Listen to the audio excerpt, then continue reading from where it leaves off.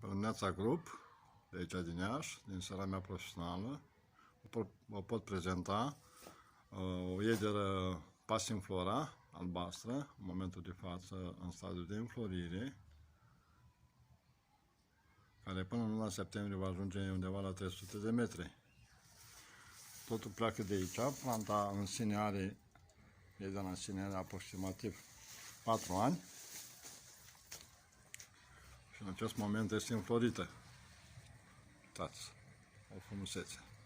Ea se întinde pe toată suprafața serei, pe cum se vede. Și aici am un hibiscus de 4 ani, copac, plantat în pământul serei.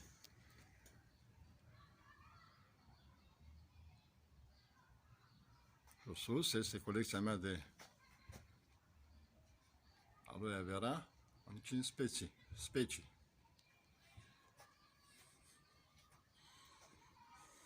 Și aici este un trandafir japonez, roșu, bătut, care tot așa are 4 ani, prins în pământul serii. Vă mulțumesc frumos de aici din Iași, din seara mea profesională.